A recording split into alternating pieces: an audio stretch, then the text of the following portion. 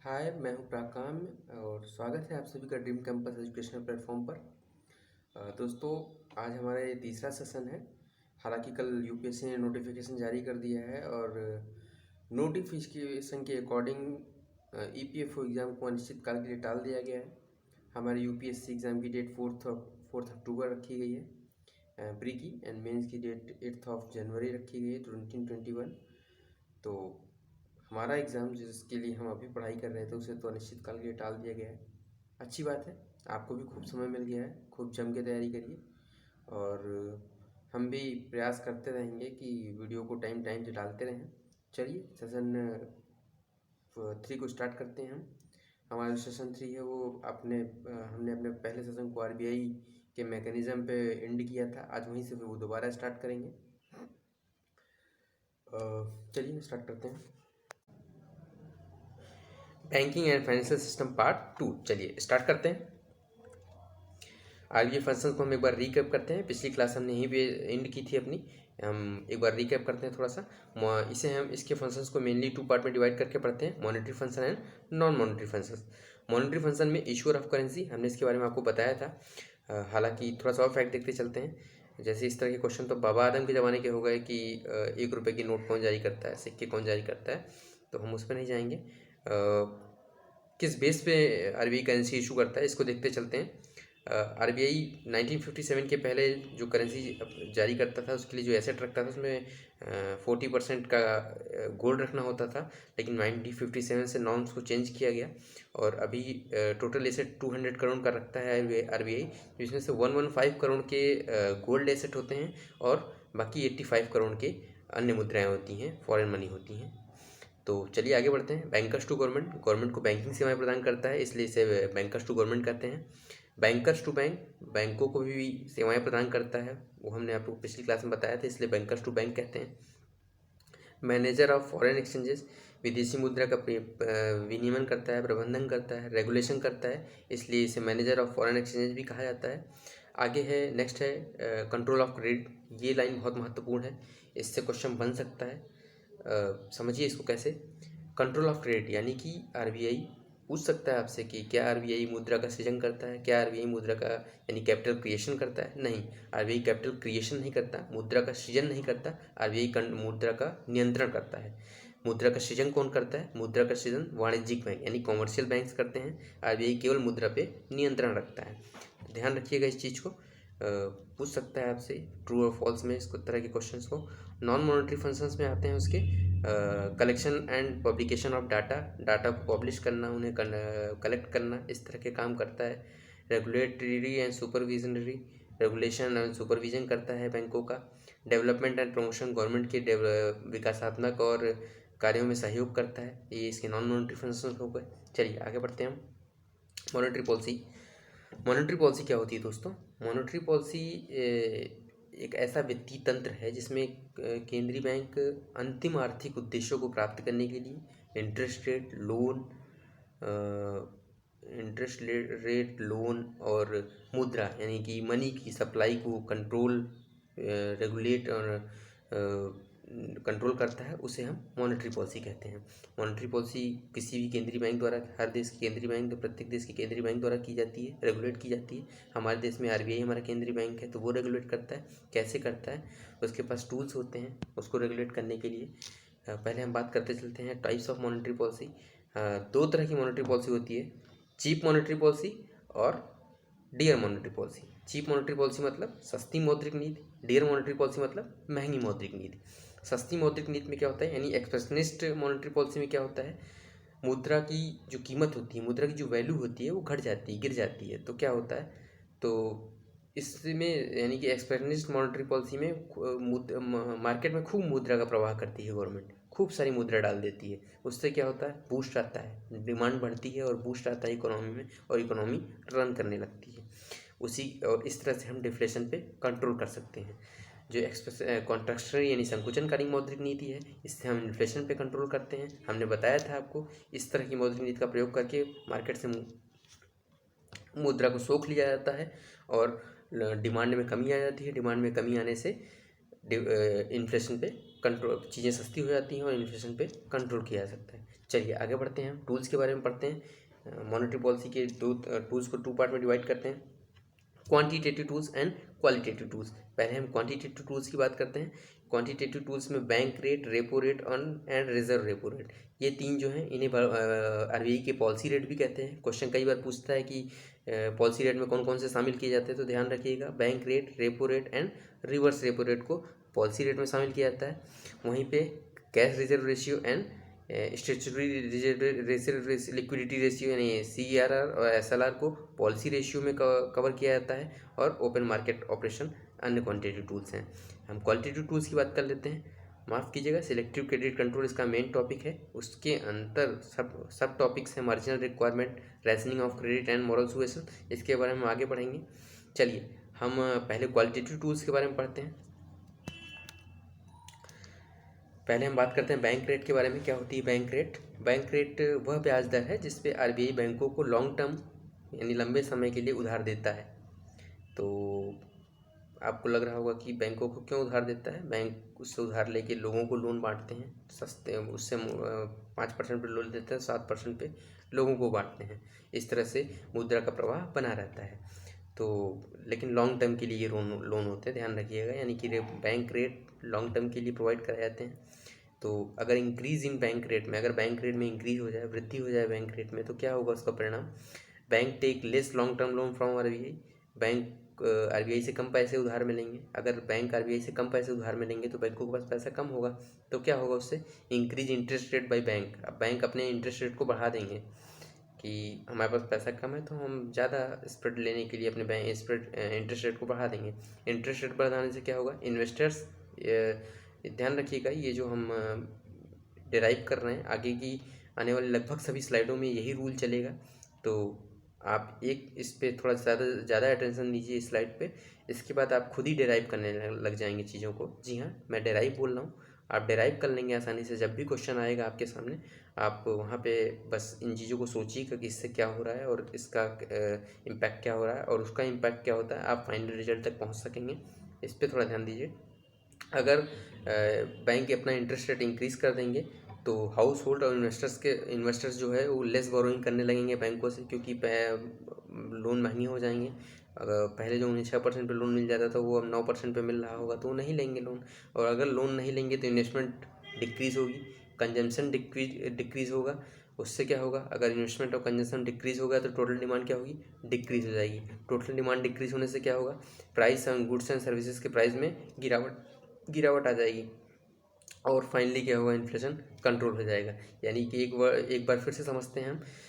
Bank rate में increase करने से बैंक आरबीआई से कम लॉन्ग टर्म लोन लेंगे। कम लॉन्ग टर्म लोन लेंगे तो अपने इंटरेस्ट रेट को बढ़ा देंगे। अपने इंटरेस्ट रेट को बढ़ा देंगे तो इन्वेस्टर्स और हाउस होल्ड कम पैसे लेंगे।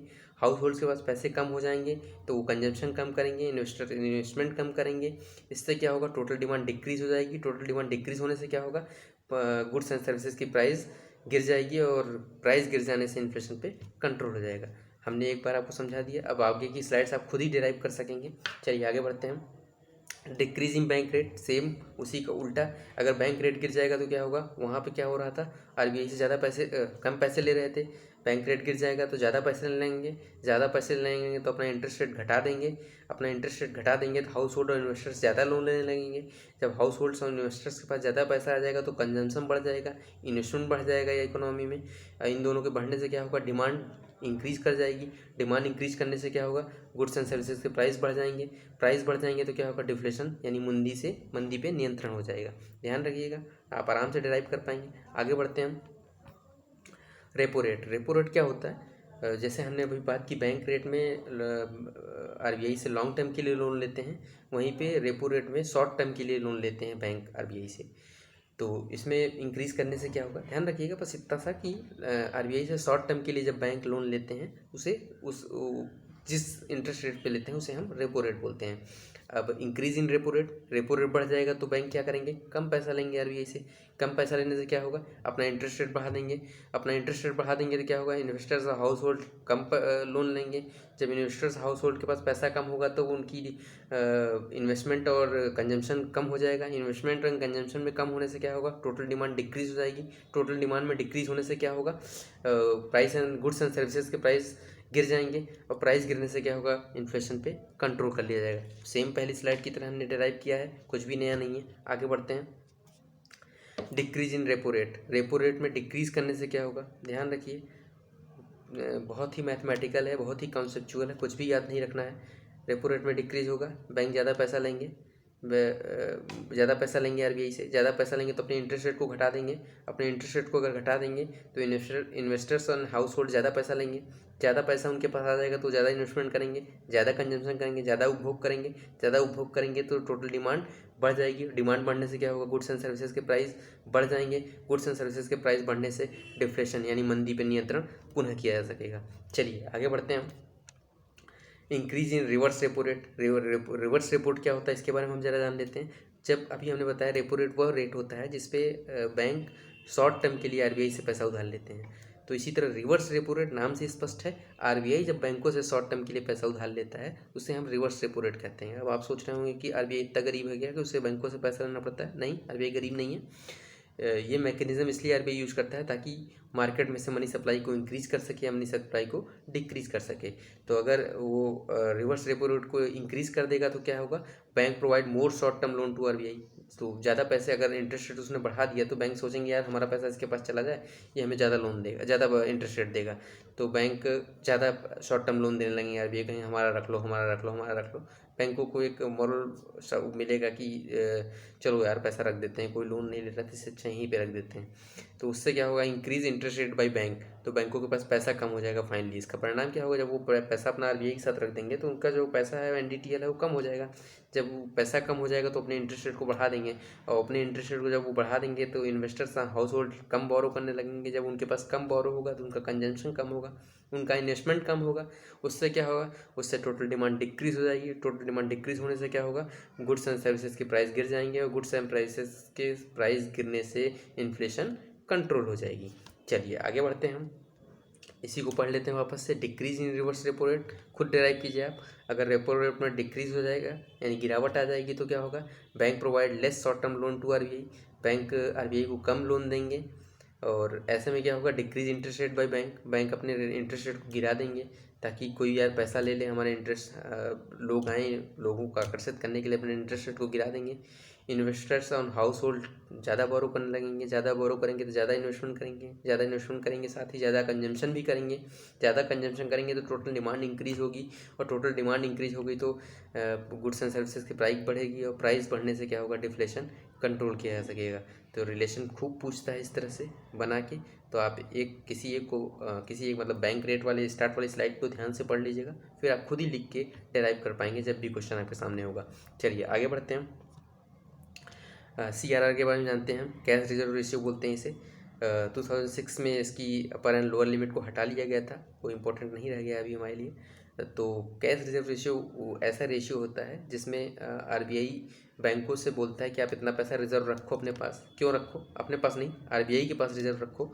याद ध्यान रखिएगा इस चीज़ को। CRR का जो पैसा होता है वो आरबीआई के पास रिजर्व में रखा जाता है। ऐसा आरबीआई इसलिए कहता है बैंक रन से बचाने के लिए। बैंक रन एक इकोनॉमी की टर्म है, एग्ज़ाम में बैंक रन के बारे में ठीक क्वेश्चन पूछता है कि व्हाट इज़ बैंक रन। तो बैंक रन एक टर्म है जिसमें ये होता है कि मान लीजिए कहीं से एक फॉल्स इन्फॉर्मेशन आ गई कि कल पंजाब नेशनल बैंक डूब जाएगा, तो पंजाब नेशनल बैंक के जितने भी ग्राहक हैं वो सब पहुंच जाएंगे, अभी शाम को लाइन लगा लेंगे, बोलेंगे हमारा पैसा दो, हमारा पैसा दो। अचानक से इतना पैसा कहाँ से लाएगा पंजाब नेशनल बैंक। तो इसलिए इस बैंक रन से बैंकों को बचाने के लिए आरबीआई अपने पास कुछ पैसा रखता है ताकि लोगों का वित्तीय प्रणाली में विश्वास बना रहे, बैंकिंग सिस्टम में विश्वास बना रहे। उस विश्वास को सुनिश्चित करने के लिए आरबीआई सीआरआर को मेंटेन करवाता है। तो अगर सीआरआर में इंक्रीज हुआ अगर सीआरआर में इंक्रीज कर देगा तो क्या होगा, सीआरआर इंक्रीज होगा तो बैंकों के पास अपने एनडीटीएल में से पैसा कम। एनडीटीएल क्या होता है, net time and demand liability, इसके बारे में हम आगे पढ़ेंगे अभी जब हम अकाउंट्स के बारे में पढ़ेंगे। तो जब एनडीटीएल, अभी मान लीजिए एनडीटीएल शब्द को यूज़ नहीं करता हूँ मैं धन को यूज़ करता हूँ। तो जब आरबीआई अपने सीआरआर को इंक्रीज़ कर देगा तो बैंकों के पास जो टोटल उनका एसेट है वो कम हो जाएगा, क्योंकि आरबीआई के पास उन्हें अपना रिजर्व रखना पड़ेगा। अब अगर रिजर्व उन्होंने रख दिया और पैसा कम हो गया तो क्या करेंगे, उनकी जो less bank reserve more money with RBI, bank ज़्यादा मनी आरबीआई के साथ रखना पड़ेगा उनको। Bank have less cash so increase in interest rate, बैंकों के पास कैश कम हो जाएगा तो अपने इंटरेस्ट रेट को बढ़ा देंगे।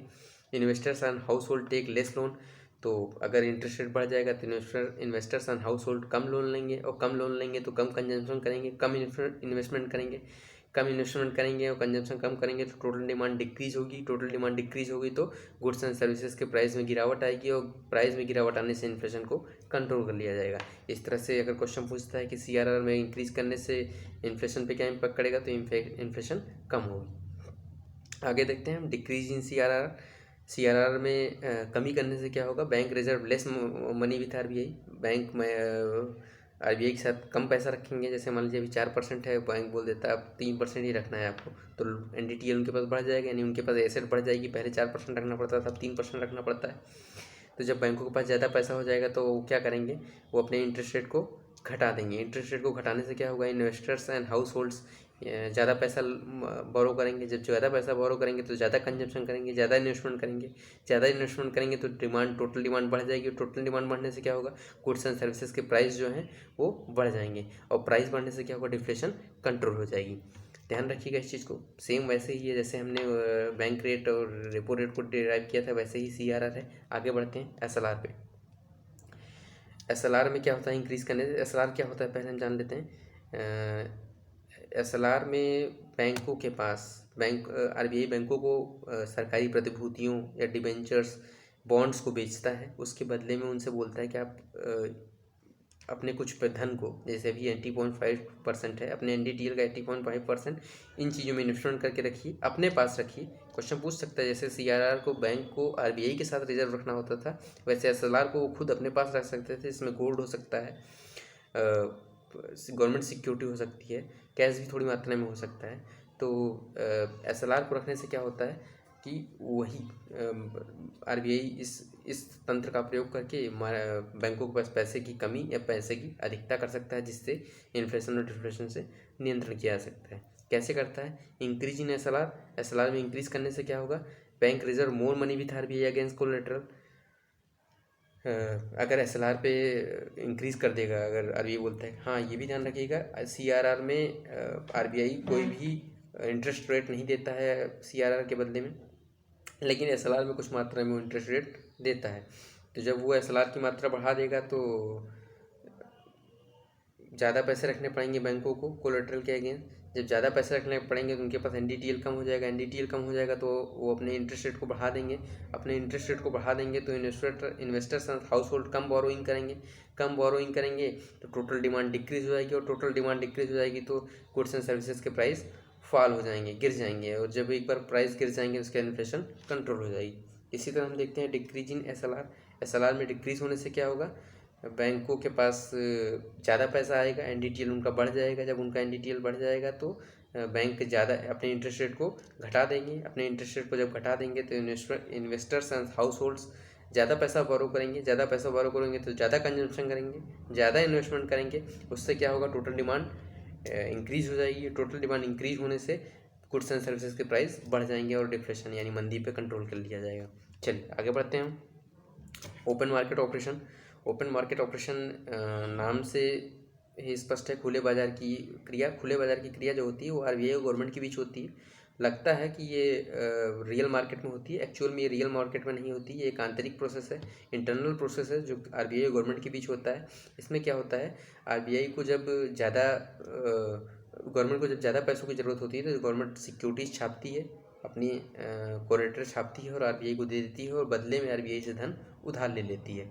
या फिर जब कभी RBI को ज़्यादा कोलेटरल की ज़रूरत होती है बैंकों पे नियंत्रण रखने के लिए, तो RBI बोलती है हमें कोलेटरल दे दो, और बैंक गवर्नमेंट उसकी इस रिक्वायरमेंट को पूरा करती है। इस तरह से ओपन मार्केट ऑपरेशन के जरिए भी इन्फ्लेशन और डिफ्लेशन को कंट्रोल किया जाता है। इस मैकेनिज्म के जरिए मुद्रा की आपूर्ति यानी सप्लाई और डिमांड को नियंत्रित किया जाता है।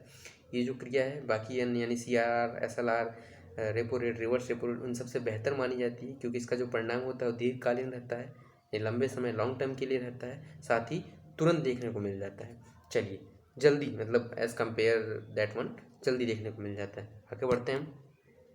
क्वालिटेटिव टूल्स के बारे में पढ़ेंगे हम। क्वालिटेटिव टूल्स मतलब गुणात्मक नियंत्रण के उपाय। गुणात्मक नियंत्रण मतलब सिलेक्टिव क्रेडिट कंट्रोल, यानी कि RBI क्वालिटेटिव टूल्स का यूज़ करके किसी क्षेत्र विशेष पर नियंत्रण रख सकता है, किसी क्षेत्र विशेष में मनी की सप्लाई और डिमांड को घटा या बढ़ा सकता है और इन्फ्लेशन और डिफ्लेशन को क्षेत्र विशेष पर नियंत्रित कर सकता है। इसलिए इसे सिलेक्टिव क्रेडिट कंट्रोल कहते हैं, यानी चयनात्मक साख नियंत्रण। चयनात्मक साख नियंत्रण में क्या होता है, सबसे पहले मॉरल सुएशन। मॉरल सुएशन में आरबीआई गाइडलाइन जारी करता है, मॉरली बोलता है कि आप सेवाएं प्रदान करिए। कोई मतलब अगर बैंक ऑर्डर को फॉलो नहीं करते हैं तो उन पर कोई स्ट्रिक्ट एक्शन नहीं लेता है, इस तरह कई बार लेता भी है। तो मॉरल सुएशन एक क्वालिटेटिव टूल्स ही होता है। अगला है मार्जिन रिक्वायरमेंट। सपोज़ कीजिए कि हमें लोन चाहिए 5 लाख रुपए का, तो हम 5 लाख रुपए का लोन लेने अगर बैंक जाते हैं तो बैंक हमसे बोलता है कि कुछ हमें तो कोलेटरल दो अपना, जिसके ज़रिए हम तुम्हारे लोन को अप्रूव कर सकें। तो हम उसे अपने मान लीजिए घर का कागज़ गिरवी रख देते हैं उसके पास। तो जो हमें वो लोन देगा 5 लाख का, हम तो जो उसकी जो कोलेटरल की कीमत होती है वो कई गुना ज़्यादा होती है। जैसे 5 लाख के लोन की 20 लाख का कोलेटरल रखता है अपने पास। ये आरबीआई गाइडलाइन जारी करता है कि आप कितना कोलेटरल रखेंगे और कितना लोन देंगे। तो आरबीआई क्या करता है कि मार्जिनल रिक्वायरमेंट यानी कि उस कोलेटरल की कीमत को, यानी कोलेटरल से मार्जिन को घटा बढ़ा सकता है, जिससे वो मार्केट में मुद्रा की सप्लाई को बढ़ा सकता है, घटा सकता है। कैसे? जैसे 20 लाख की घर के कागज़ पे पहले वो 5 लाख लोन देता था, अभी वो बोलता है कि ठीक है 20 लाख पे 7 लाख लोन दे दो। तो मार्केट में मनी की सप्लाई बढ़ गई। और कहीं वो ऐसा बोल देता है, जब उसे इन्फ्लेशन डिफ्लेशन से कंट्रोल करना होगा तो क्या करेगा, बोलेगा कि 7 लाख लोन दे दो 5 लाख की जगह। जब उसे इन्फ्लेशन से कंट्रोल करना होगा तो क्या कहेगा, इन्फ्लेशन कंट्रोल करने के लिए बोलेगा 5 लाख की जगह 3 लाख लोन ही दो 20 लाख के कागज़ पे। तो इस तरह से मनी को कंट्रोल करता है। रैशनिंग ऑफ क्रेडिट, आरबीआई सुनिश्चित करता है कि मैक्सिमम लोन बैंक कितना दे सकते हैं। जैसे प्राइमरी सेक्टर लैंडिंग के लिए 40% लोन उसने बना के रखा है कि इतना लोन तो आपको प्राइमरी सेक्टर में देना ही है। इस तरह से भी क्वालिटेटिव टूल्स के जरिए आरबीआई साख नियंत्रण के लिए चयनात्मक क्रेडिट कंट्रोल का प्रयोग करता है। चलिए, हमने इसी के साथ अपना ये भी ख़त्म कर लिया। नेक्स्ट लेक्चर में हम मनी मल्टी